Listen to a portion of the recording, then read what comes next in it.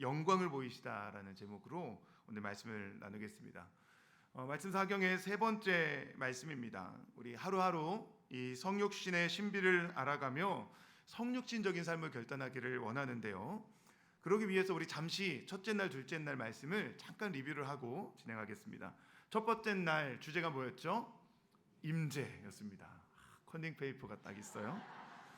예수님의 임재에 대한 말씀을 나눴습니다. 예수님은 우리를 빛 가운데 살게 하기 위해 이 땅에 오셨다라고 말했죠. 그리고 빛 가운데 사는 삶은 사귐과 회개 두 가지라고 이야기를 했습니다. 자, 어제는 어떤 말씀을 나눴습니까? 근접입니다. 근접이 뭐예요? 가까이 오셨다는 거죠.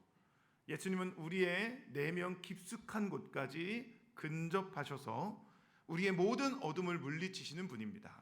그리고 하나님의 사랑을 새롭게 깨닫게 하시는, 알게 하시는 분이 우리 성육신하신 예수님이다라는 말씀을 나눴습니다.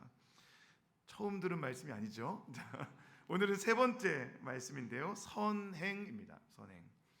그런데 이 선행이란 단어는 착한 행동을 말하는 선행이 아니라 앞서 행한다는 뜻의 선행이에요. 그렇구나 하시는 분들이 계실 텐데, 앞서 행하신다, 먼저 선 행하랭. 하나님이 우리보다 먼저 행하신다라는 의미예요. 그러면 어떻게 되죠? 앞서 행하면 먼저 알게 되죠. 미리 경험하는 겁니다. 그래서 선행은 예정과 연결이 됩니다. 예정. 영화에 자주 등장하는 그런 하나의 시나리오가 타임루프라는 게 있어요. 어떤 사람이 자다가 깼는데 그날이고, 또 자다 깼는데 그날이고, 뭐 이런 스토리 있잖아요.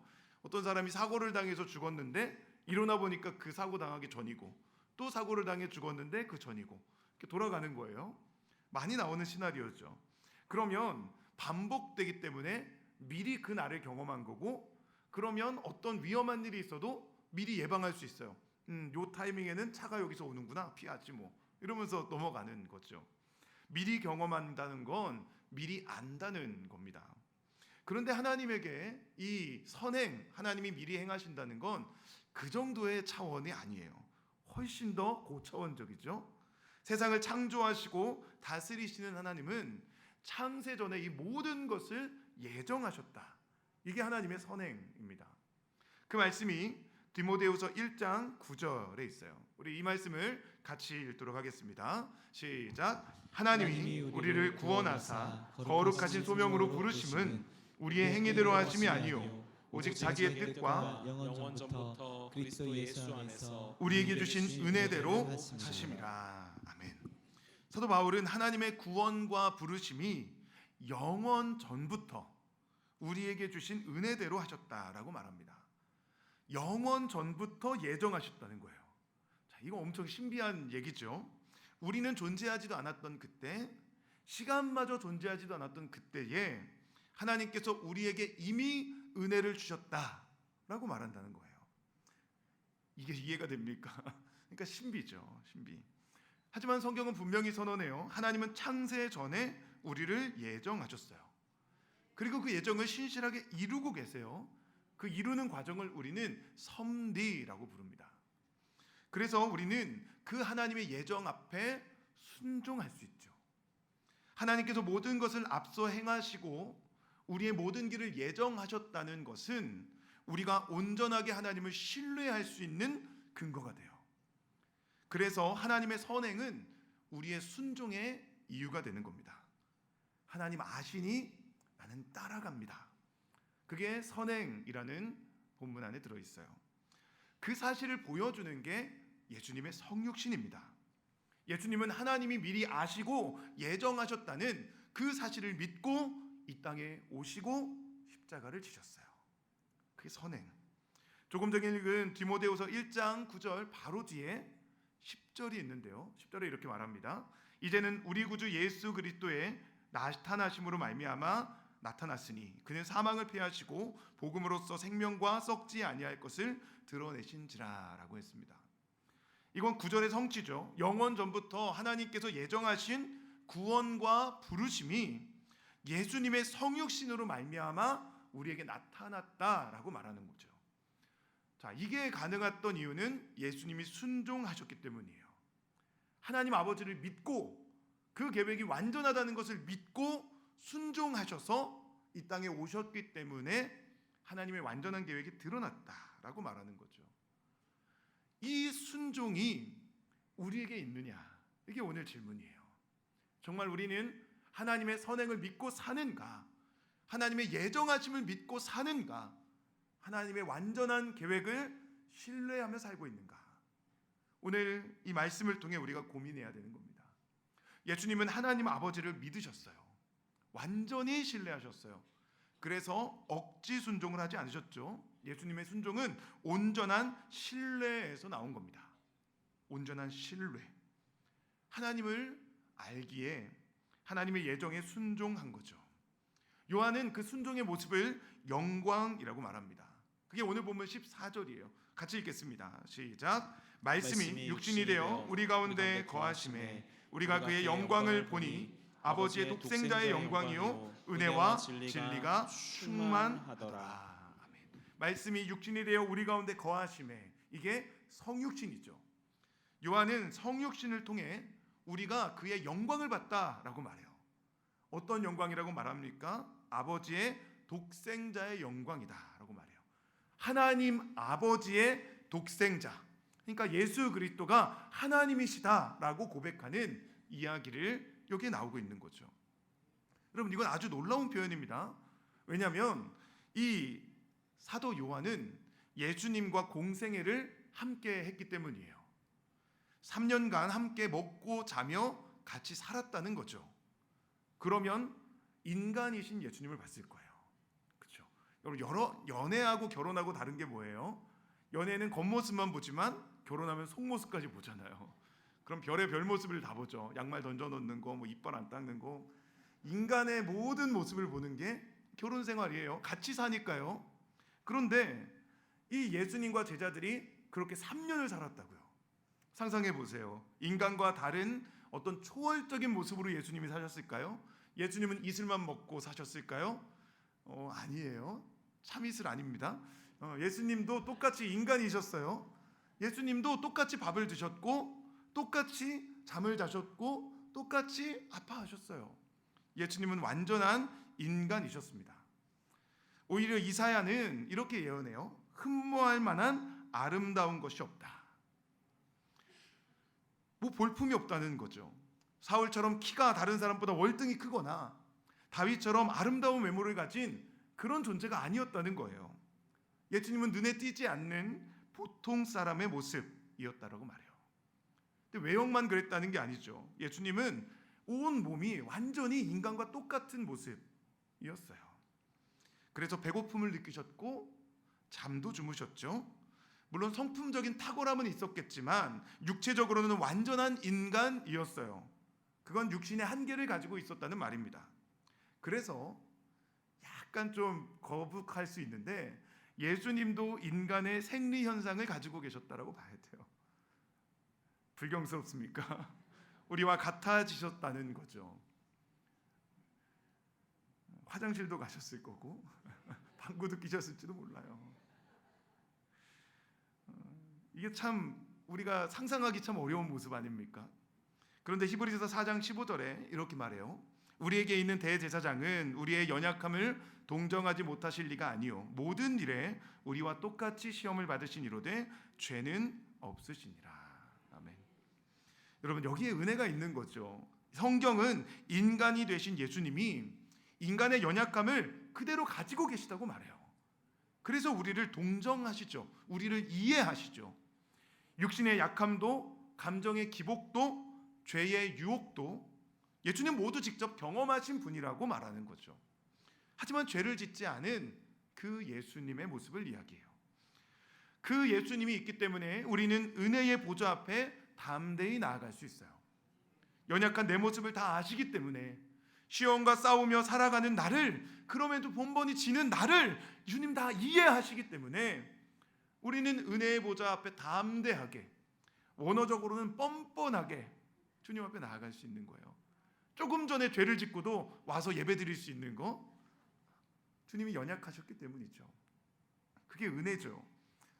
그런데 이 요한복음을 기록했던 요한을 비롯한 예수님과 함께 살았던 제자들에게는 이 은혜가 가리워져 있었어요. 그래서 그들의 눈에는 인간인 예수님을 봤던 거죠.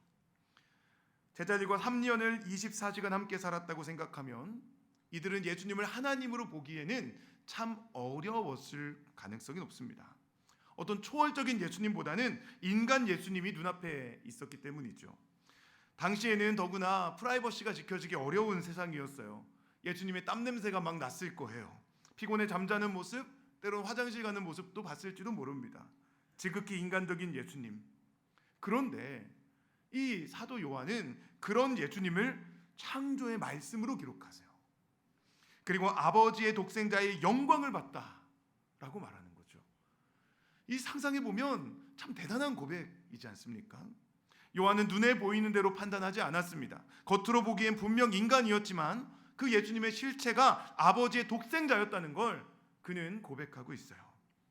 어떻게 그렇게 알 수 있었을까요? 그 답이 14절에 있습니다. 우리가 그의 영광을 보니, 성육신하신 예수님에게서 영광을 봤다는 거예요. 그럼 여기서 말하는 영광이 무엇일까요? 이 땅에서 예수님은 어떤 영광을 보여주셨을까요? 인간적인 눈으로 보면 예수님에게서 영광을 보기 어렵습니다. 왜냐하면 예수님은 영광스러운 자리를 일부러 피하셨기 때문입니다. 광야에서 사탄이 시험하던 때도, 사람들이 임금사무를 할 때도, 수많은 사람들이 추종할 때도 예수님은 인간의 영광을 탐하지 않으셨어요. 오히려 멀리 하셨죠. 사람들을 흩어버리기도 하셨습니다. 그러면 요한은 무슨 영광을 봤다는 거죠? 요한복음 12장 23절에 있는 영광이에요. 우리 말씀을 같이 읽겠습니다. 시작. 대답하여 이르시되 인자가 영광을 얻을 때가 왔도다. 영광을 얻을 때가 왔다고 하세요. 그런데 그때가 십자가로 향하는 상황이에요. 하늘의 밀이 되기 위해 십자가를 지시는 예수님. 예수님은 그 상황을 영광을 얻을 때라고 말하시는 거예요. 여기서만이 아닙니다. 요한복음 13장 31절에서도 예수님은 유다의 배신을 영광으로 말씀하세요. 그가 나간 후에 예수께서 이르시되 지금 인자가 영광을 받았고 하나님도 인자로 말미암아 영광을 받으셨도다. 아멘. 가론 유다가 배신한 직후 예수님은 그 순간이 인자가 영광을 받았고 하나님도 영광을 받으신 시간이라고 말한다는 거예요. 이게 이해가 되십니까? 어떻게 이게 영광이에요? 제자가 배신했고 이제 십자가를 져야 되는데 예수님은 그 상황을 영광을 받은 상황이라고 말씀하신다는 거예요. 왜 그럴까요? 우리가 생각하는 영광과 예수님 말씀하시는 영광이 전혀 다른 거예요. 영광이 무엇입니까? 언제 이 단어를 사용하는 겁니까? 사람들은 높임받는 순간을 영광이라고 말해요. 자랑스러운 순간. 그래서 어떤 스포트라이트를 받을 때, 누군가 대단한 사람을 만났을 때 영광입니다 라고 말하죠. 하지만 예수님은 그런 영광을 말하시는 게 아니에요. 십자가 사건이 영광이에요. 왜요? 십자가를 지는 것이 하나님 아버지의 뜻이고 그 뜻에 순종하는 게 영광이기 때문입니다. 하나님께 순종하는 게 영광이라는 거예요. 그런데 여러분 잘 생각해 보세요. 그게 맞아요. 왜냐하면 하나님은 만왕의 왕이시기 때문이죠. 하나님께 쓰임 받는 건 우주에서 가장 높으신 분께 쓰임 받는 거예요. 국가를 위해 쓰임 받아도 영광인데 국가보다 크신 하나님께 쓰임 받는 건 진짜 영광이라고 말하는 거죠. 비록 십자가를 지고 죽임 당하지만 그것이 하나님의 뜻을 이해하는 일이라면 영광이라고 말하는 거예요. 요한은 그 예수님을 본 거죠. 십자가를 영광으로 받아들이는 예수님, 하나님 아버지를 위해 기꺼이 십자가를 지시는 그 예수님, 그 모습을 보며 저분은 인간이 아니라 하나님이시구나 발견하는 거예요. 그게 아버지의 독생자의 영광입니다. 그 아버지의 독생자이기 때문에 질 수 있는 그 십자가의 영광. 그게 요한복음 12장 27절에 그렇게 기도하시는 예수님이죠. 같이 읽겠습니다. 시작. 지금 내 마음이 괴로우니 무슨 말을 하리요? 아버지여 나를 구원하여 이때를 면하게 하여 주옵소서. 그러나 내가 이를 위하여 이때에 왔나이다. 아멘. 십자가 고난은 진짜였어요. 인간이 감당할 수 없는 수치와 고통을 당해야 했습니다. 그래서 예수님은 괴로운 마음으로 아버지께 기도하셨죠. 나를 구원하여 이 때를 면하게 하여 주옵소서. 그런데 예수님의 기도는 거기서 끝나지 않았어요. 곧바로 복종의 기도를 하시죠. 그러나 내가 이 때를 위하여, 이를 위하여 이 때에 왔나이다. 여러분, 이게 어떻게 가능한 기도입니까? 하나님 아버지를 신뢰했기 때문에 가능한 기도예요. 만약 아들이 아니었다면, 태초부터 아버지와 함께 계시지 않았다면 받아들일 수 없는 그 십자가를 하나님을 알기에, 그분을 믿기에 감당하는 그 예수님에게서 요한은 영광을 받다 말하는 겁니다. 예수님은 그 십자가를 사랑으로 감당하셨어요. 이게 가능한 일입니까? 억지로 죽임당하는 것도 불가능한데 하나님을 원망하지 않고 자신을 십자가에 못 박는 죄인을 사랑한다는 것이 가능한 일입니까? 그런데 예수님은 그렇게 십자가를 지셨어요. 왜요? 하나님 아버지를 신뢰했기 때문에. 원망하지 않았어요. 불안해하지 않았어요. 그게 예수님의 십자가 성육신이었다는 거죠. 만약 십자가에 원망이 있었다면 그건 온전한 순종이 될 수 없었어요. 예수님은 마음의 범죄도 죄라고 하셨기 때문에 하나님을 원망하고 사람들을 원망했다면 그건 온전한 제물이 될 수 없었기 때문입니다. 예수님은 원망이 아니라 사랑으로 감당하셨어요. 그래서 온전한 제물이 되었죠. 그럴 수 있는 힘이 어디 있다고요? 하나님 아버지를 완전히 신뢰했기 때문에. 완전히. 그 신뢰를 통해 구원 역사가 일어나진 거예요. 은혜와 진리가 드러났다는 건, 다 이뤘다고 예수님 선언하신 건 그 신뢰를 통해서 나타난 거예요. 그렇다면 우리는 하나님을 신뢰하고 계십니까? 신뢰. 하나님의 선행에 대한 신뢰. 먼저 앞서가신 그 주님을 믿고 그 길을 묵묵히 따라가는 그 신뢰. 그게 우리에게 있는가? 우리 정말 고민해야 되는 부분이에요. 사도 바울은 그 성육신에 나타난 하나님의 선행과 예수님의 신뢰를 우리에게도 적용하기 때문입니다. 에베소서 1장 4절과 5절 우리 같이 읽겠습니다. 시작. 곧 창세전에 그리스도 안에서 우리를 택하사 우리로 사랑 안에서 그 앞에서 거룩하고 흠이 없게 하시려고 그 기쁘신 뜻대로 우리를 예정하사 예수 그리스도로 말미암아 자기의 아들들이 되게 하셨으니. 아멘. 아까 읽었던 말씀과 같은 내용이에요. 하나님께서 창세전에 우리를 택하시고 예정하셨어요. 그리고 그분으로 말미암아 하나님의 아들들이 되게 하셨어요. 그러면 우리에게 보여야 하는 건 무엇입니까? 하나님을 온전히 신뢰해서 아들의 영광이 드러나는 게 우리를 향한 하나님의 뜻이라는 거예요. 그러려면 뭐가 필요합니까? 신뢰가 필요해요. 하나님을 향한 신뢰. 그 삶이 나타나는 게 성육신적인 삶입니다. 하나님의 예정하심을 믿고 날마다 삶에 이루어지는 섭리를 따라 사랑하는 삶, 거룩하고 흠이 없는 삶입니다. 그렇게 살면 명확하죠. 오직 하나님의 뜻, 주님의 영광만 구하며 다른 어떤 영광 구하지 않으면 내가 가는 길이 명확해져요. 그러면 삶에 자유함과 기쁨이 있는 거죠. 근데 우리에게 그 믿음이 없고 하나님을 신뢰하지 못하니 염려가 있고 불안하고 그런 거 아닙니까? 하나님의 선행을 믿고 있는가? 앞서가신 주님을 믿고 하루하루를 살아가는가? 여러분 어떠십니까?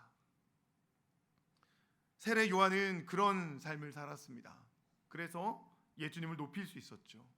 15절에 이렇게 말합니다. 요한이 그에게 대하여 증언하여 외쳐 이르되 내가 전에 말하기를 내 뒤에 오시는 이가 나보다 앞선 것은 나보다 먼저 계심이라 한 것이 이 사람을 가리킴이라 하니라. 아멘. 요한은 예수님을 증언합니다. 그리고 자기 존재를 감춰요. 드러내지 않습니다. 예수님이 자신보다 뒤에 오시지만 자신보다 앞선 분이라는 것을 인정하고 그 하나님의 뜻 앞에 자신을 낮추고 있어요. 헛된 영광을 구하지 않았죠. 헛된 욕심 바라지 않았어요. 그게 요한의 삶을 영광스럽게 만든 거예요. 어떻게 그럴 수 있었습니까? 하나님을 신뢰했기 때문이에요. 하나님의 그 뜻을 믿고 나에게 주신 삶에 집중하는 것, 그게 요한의 믿음이었어요. 그런데 이게 참 어려운 시대를 우리는 살고 있죠. 지금 세상은 나를 드러내라고 말해요. 너를 어필해야 된다고 말해요. 안 그러면 무시당한다고 말합니다. 다 자기가 잘났다고 얘기하는 세상. 보이지 않는 하나님을 믿고 보이는 삶을 산다는 건 때로는 모험으로 느껴지는 게 우리의 현실이에요. 그런데 여러분, 우리는 모험하기 위해 이 땅에 온 거예요. 우린 순례자예요.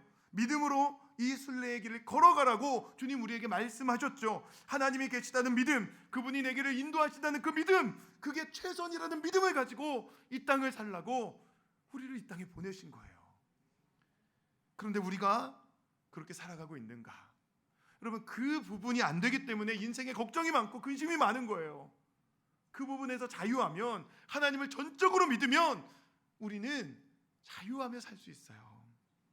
기꺼이 광야에 외치는 소리가 되어 주어진 삶을 살다가 영원한 생명으로 들어간 요한처럼 우리도 그렇게 살아갈 수 있죠. 사람들이 보기에 요한은 실패한 인생인지도 모릅니다. 광야에서 메뚜기와 석청을 먹으며 살다 예수님을 증거하고 끝나버린 인생은 허무한 것처럼 느껴질 수 있어요. 하지만 예수님은 세례 요한을 선지자보다 더 나은 자라고 하셨어요. 여자가 낳은 자 중에 세례 요한보다 큰 이가 일어남이 없다라고도 말씀하셨습니다. 그러면 되는 거 아닙니까? 그러면 우리의 인생에 가치 있는 거 아닙니까? 여러분, 저는 그렇게 살았던 분들을 봐요. 이전에 네팔 선교를 하다 어느 날 갑자기 순교하신 한 선교사님을 봤죠. 30대 젊은 나이, 어느 날 길을 잃고 그 땅에서 순교자가 되어버린 한 명의 선교사님. 사람들이 보기에는 애통한 죽음이에요. 자녀가 8살 아들, 그 작은 아이를 남겨두고 떠난 아버지의 빈자리는 너무나 컸죠. 하지만 우리는 알아요. 그 죽음은 영광이라는 것을요. 하나님은 그 죽음을 통해 새로운 일을 행하신다는 것을 우리는 믿는 거죠. 그러면 되는 거 아닙니까? 우리는 다른 것들을 구할 때가 참 많아요. 하나님의 영광보다 내 영광을 구할 때가 많아요. 그게 우리가 뛰어넘어야 되는 시험이에요. 말씀을 준비하면서 저 스스로에게도 그런 질문을 해요. 나는 나의 영광을 구하는가? 주님의 영광을 구하는가? 사역하면서 끊임없이 싸워야 되는 게 그 부분이라고 배웠어요. 그리고 죽기까지 낮아지라고 배웠죠. 그런데 어떤가? 우리 성도님들 막 이렇게 은혜를 사모해서 나오시면 괜히 막 좋고, 막 점점 숫자가 안 나오면 막 괜히 힘들고, 나 때문에 그런 것 같고 그 안에 교만이 있는 거예요. 교만이. 여러분이 절 보려고 나오신 게 아니잖아요. 하나님 말씀 들으려 나왔고, 하나님 사랑하니까 나왔고, 교회를 사랑하니까 여기 있는 거잖아요. 그러니까 착각하면 안 되는데 목회자가 착각하기 참 쉬워요. 그럼 교만해지죠.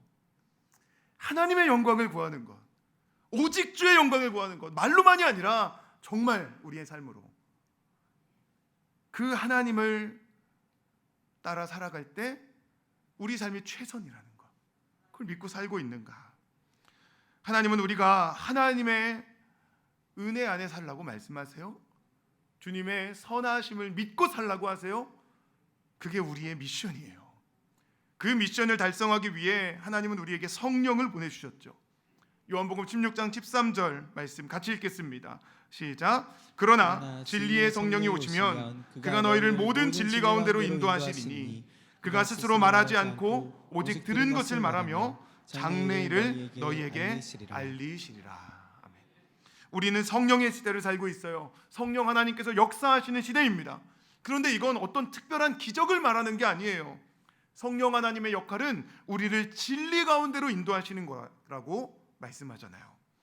그리고 그게 진짜 기적이에요. 성령 하나님께서 말씀을 깨닫게 하시는 것, 그래서 우리가 진리 가운데 인도함을 받는 것, 세상 눈독 들이지 않고 말씀 따라 살아갈 수 있는 것, 그게 진짜 기적이에요. 무엇과도 비교할 수 없는 은혜가 그 성령을 따르는 거예요.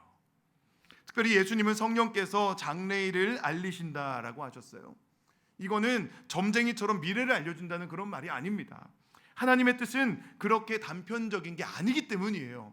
이쪽으로 가면 잘 되고 이쪽으로 가면 안 되고, 하나님 그런 식으로 역사하시는 분이 아니에요. 하나님은 이해할 수 없는 신비한 역사를 행하시는 분이에요. 작은 것 하나를 가지고 100가지를 이루실 수 있는, 1000가지를 이루실 수 있는 분이 하나님이세요. 우리 각자에게 작은 사건 하나를 통해 수많은 응답들을 주시는 분이 하나님인데 어떻게 점쟁이처럼 그렇게 알 수 있어요? 그건 불가능한 거예요. 하나님은 우리에게 무언가를 알려주시는 분이 아니라 우리를 인도하시는 분이에요. 우리에게 알려줘도 사실 우리가 이해를 다 못하거든요. 그렇지 않습니까? 고난이 유익이라고 분명히 말씀하시는데 우리 그거 이해가 안 되잖아요. 하나님 못 받아들이겠습니다.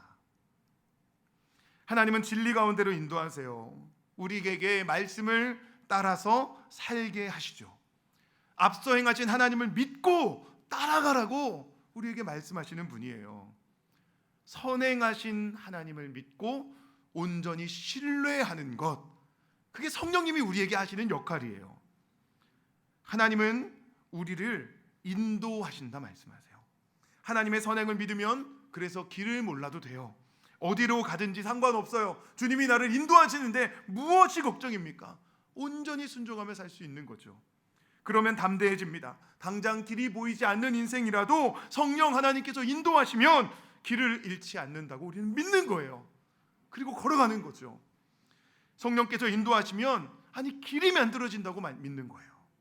보이지 않는 길이 열리는 거죠. 하나님께서 예정하신 길, 앞서 행하신 길이 있다고 우리는 그 길을 따라가는 거예요. 그게 바로 신비한 인생이죠. 신비한 인생.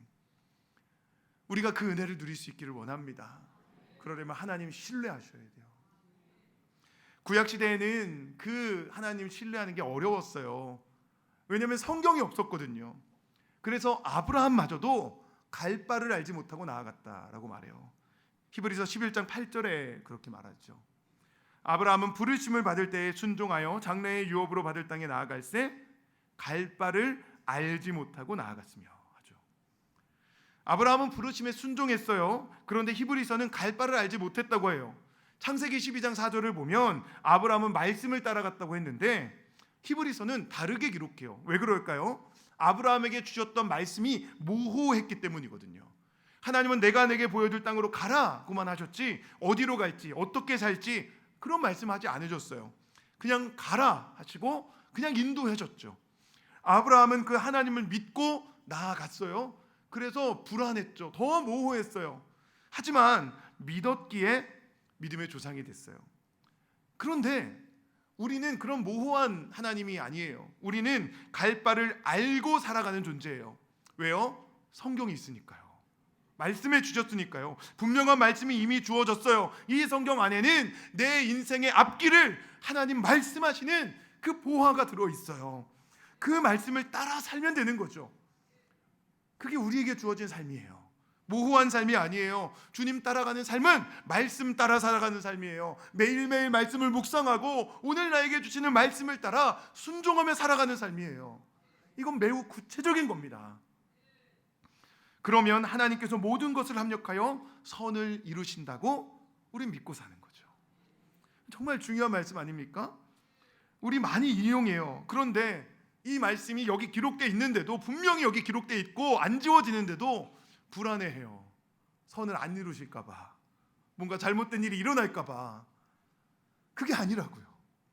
아니, 조금 더 솔직하게 말하면 하나님의 이루시는 선이 별로 만족스럽지 않을 때가 있어요. 순종하면 손해볼 것 같고 고난도 주셔가지고 막 어렵게 살고 그걸 견뎌내기를 하나님 원하실 것 같아서 그냥 외면하고 싶은 거예요. 내가 원하는 대로 가고 싶은 거죠.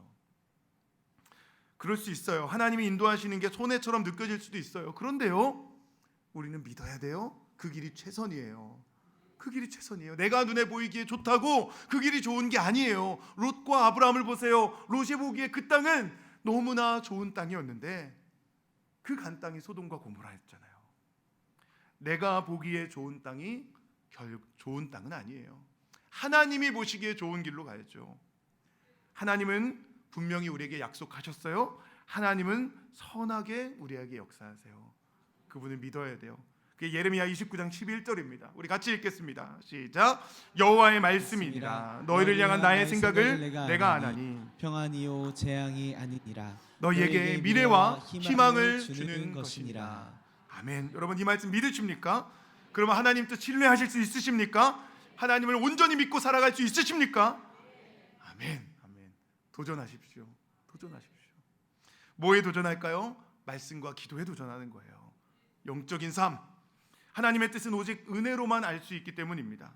그래서 예레미야는 이 11절에 약속의 말씀을 하고 12절부터 14절에 기도를 명령해요.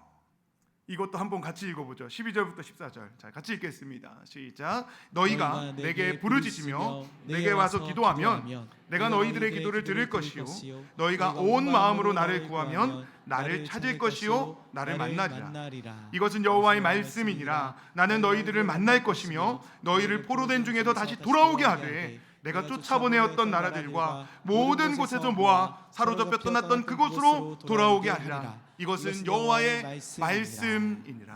아멘. 아멘. 여러분 하나님께서 내가 너에게 주는 건 평안이다, 재앙이 아니다 말씀하셨으면 그냥 그러니까 편안하게 살아라 이렇게 하시면 될 것 같은데 하나님 그렇게 말씀하지 않으셨어요. 내게 너에게 주는 건 재앙이 아니라 평안이니까 나에게 부르짖어라. 내게 와서 기도하라. 주님 말씀하시죠. 왜요? 하나님이 원하시는 건 우리의 편안한 삶이 아니라 우리와 교제하길 원하시기 때문이에요. 하나님의 뜻은 명확합니다. 기도하는 삶, 온 마음으로 하나님을 찾는 삶. 그렇게 살아갈 때 하나님 우리를 포로 중에 돌아오게 하시는 거예요. 인생의 역전을 주시는 거예요. 안 되던 게 되게 하시고 삶의 기쁨과 즐거움을 허락하시는 거죠. 그 방법이 무엇이라고요?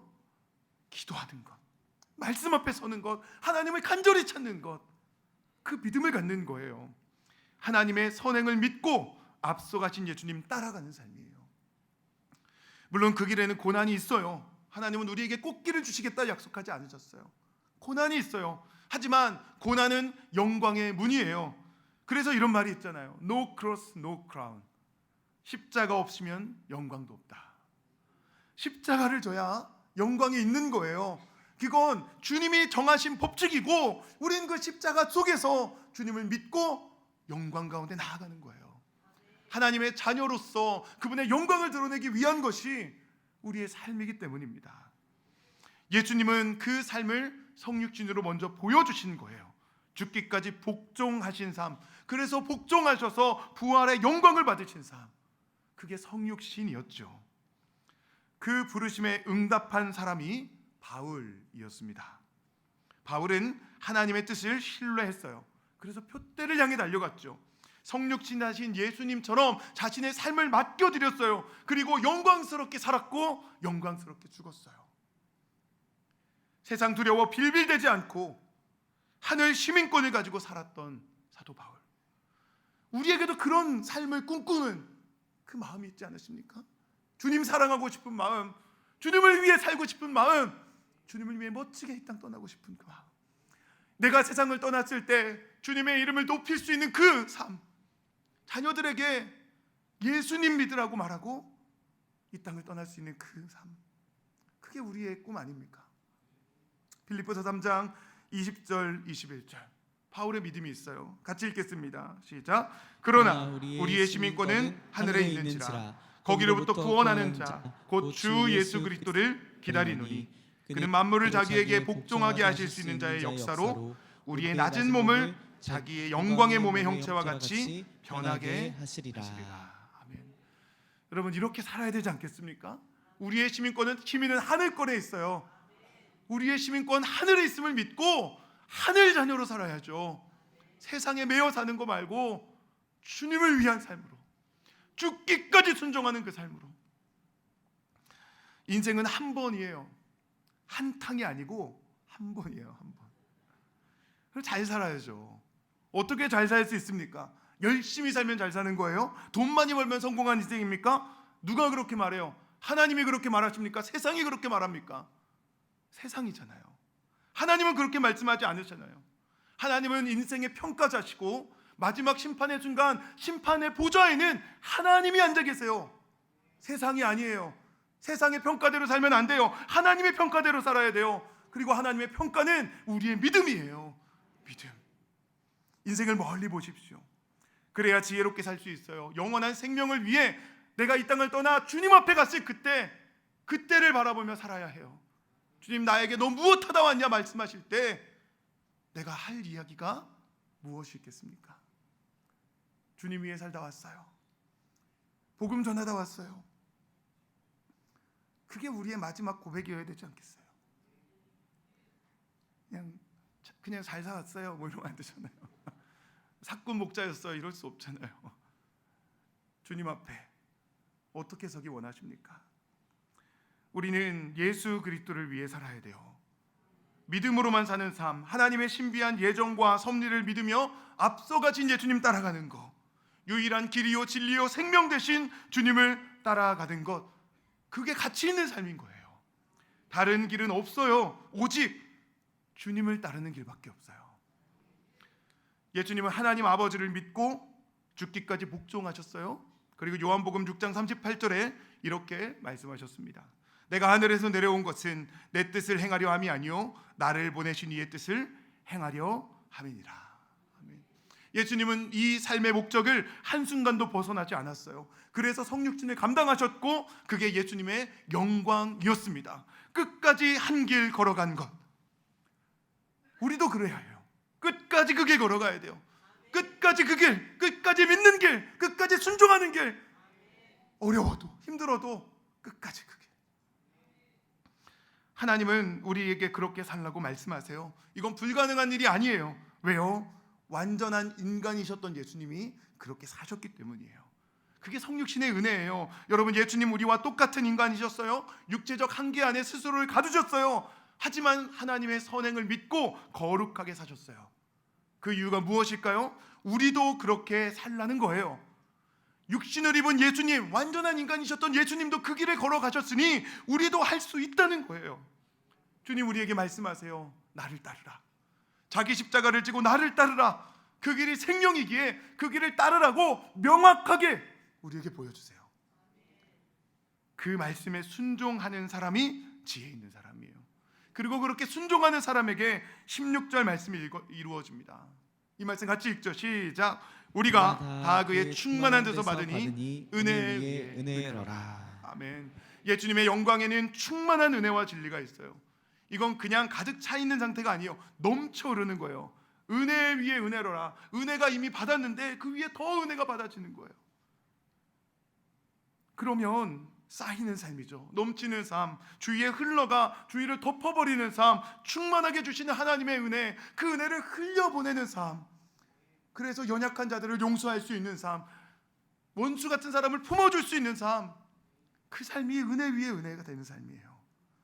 하나님 째째한 분이 아닙니다. 우리에게 모든 것을 주고도 남는 분이에요. 중요한 건 우리의 용량이에요. 용량. 믿으면 주신다고 우리 바라고 사는 거예요. 은혜 위에 은혜를 주시는 하나님 앞에 기도하며 사는 거예요. 그분을 믿고 지금 당장 눈앞에 있는 고난을 넘어서는 삶을 사는 거예요. 하나님의 선행을 믿고 인내하는 삶, 그런 삶이 우리가 되길 원해요. 하나님의 그 뜻을 믿고 살아갈 수 있는 사람, 그러면 하나님께 영광 돌리는 삶이 되죠. 그게 예수님의 삶이었습니다. 그건 율법으로 할 수 없는 삶이에요. 그래서 17절에 이렇게 말해요. 율법은 모세로 말미암아 주어진 것이요 은혜와 진리는 예수 그리스도로 말미암아 온 것이라. 아멘. 이 삶은, 이 성육신적인 삶은 율법의 삶이 아니에요. 은혜와 진리를 따르는 삶이에요. 14절에서 말한 충만한 은혜와 진리가 이루어지는 삶, 하나님의 은혜를 맛보는 삶, 진리를 따라 사는 삶, 성령 하나님의 인도를 받아 진리의 길로 인도받는 삶, 그 삶이 우리의 삶이 되어야 돼요. 그러려면 예수님 따르는 거예요. 하나님의 선행을 믿고 죽기까지 복종하신 예수님처럼 그 길을 가는 거예요. 그렇게 사실 수 있으시겠습니까? 그렇게 살기 결단하십니까? 제 기도 제목이에요. 그럴 때 하나님의 영광이 우리에게 나타나요. 18절 말씀 같이 읽겠습니다. 시작. 본래 하나님을 본 사람이 없으되 아버지 품속에 있는 독생하신 하나님이 나타내셨느니라. 아멘. 세상엔 하나님을 본 사람이 없어요. 하나님이 있으면 보여봐라 사람들은 얘기해요. 그들에게 줄 수 있는 하나님의 모습은 우리의 삶이에요. 하나님 자녀된 삶, 고난 중에도 쓰러지지 않는 삶, 절망 중에도 낭망하지 않는 삶, 끝까지 소망을 붙들고 그 모든 것 이겨내는 삶, 그 삶을 통해 우리가 하나님을 나타내는 거예요. 주님 그 일을 위해 우리를 보내셨죠. 그게 우리의 꿈이에요. 하나님을 보여주는 것, 우리의 삶에 하나님의 영광이 나타나는 것, 방법은 오직 한 가지, 하나님의 선행을 믿는 겁니다. 믿음. 삶이 불안할수록, 무언가 안 되는 것 같을수록 더욱 그 믿음이 필요해요. 살아계신 하나님을 믿으십시오. 앞서 행하신 주님을 따라가십시오. 성경을 통해 보여주신 예수 그리스도의 삶을 따라가십시오. 그 삶에 영광이 있어요. 세상의 많은 사람들에게 빛을 비추는 삶은 그 영광을 드러내는 삶입니다. 그 영광은 끝까지 그 길 걸어가는 삶이에요. 주님 따라가는 삶. 우리에게 그 삶이 있기를 축원합니다. 그 길을 함께 걸어가는 동역자가 여기에 있잖아요. 서로가 서로 격려하며 이 길이 맞다고 그렇게 이야기하는 우리의 삶이 되길 원합니다. 그래서 우리가 소그룹도 하고 예배도 드리는 거예요. 여러분 세상 가운데 예배 안 드리고 살면 점점점 헷갈리기 시작해요. 이게 맞나? 다들 이쪽으로 가는데 이게 맞는 거 아니야? 나도 이거 해야 될 것 같고 이것도 봐야 될 것 같고 이게 맞는 거 아니야?